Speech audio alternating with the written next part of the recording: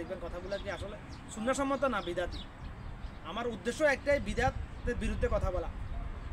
যখন যেটা যে বিদাত আমার সামনে আসবে, যেটা সম্বন্ধে নিয়ে কথা বলতে আল্লাহ আমাকে তৌফিক দিবে, আমি সেটা নিয়ে কথা বলবো ইনশাআল্লাহ। আমার উদ্দেশ্য একটাই, বিদাত মুক্ত আমল করা। কারণ যে আমলের সাথে সুন্নাহ আছে, অর্থাৎ যে কাজের সাথে আমাদের দৈনন্দিন জীবনে যে কাজের সাথে সুন্নাহ আছে, সকল কাজেই আমল হিসেবে গণ্য হবে।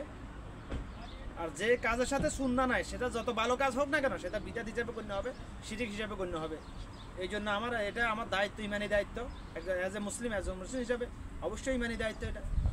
আমার মুসলমান ভাই বোনদেরকে এটা সতর্ক করা, সচেতন করা, তাদের বিবেক জাগ্রত করার জন্য আমি কথাগুলো বলতেছি। কথাগুলো দ্বীনের সাথে আপনি যাকে আল্লাহর জন্য ভালোবাসেন তাদের কাছে কথাগুলো পৌঁছে দিবেন ইনশাআল্লাহ।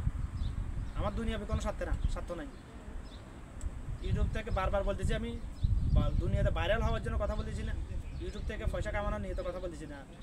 কারণ আমার কলবের নিয়ত এটা আমার আল্লাহ ভালো জানে। আমার মুখের কথা আর কলবের কথা এক, কখনো দুরকম হয় না কখনো। আমার এটা তো কলব তো দেখানো যাবে না, তো মুখের কথা বিশ্বাস আমার কিছু যায় আসে না, বিশ্বাস করলেও কি না করলে কিছু যায় আসে না।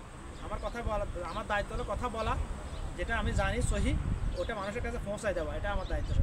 কে মানবে না মানবে ওটা আমার দায়িত্ব না। এই দায়িত্ব নবী রাসূলদেরকেও আল্লাহ পাক দেন নাই। আল্লাহ পাক নির্দেশ দিয়েছেন শুধু দাওয়াত পৌঁছানোর জন্য, দিন প্রচার করার জন্য দায়িত্ব দিয়েছেন।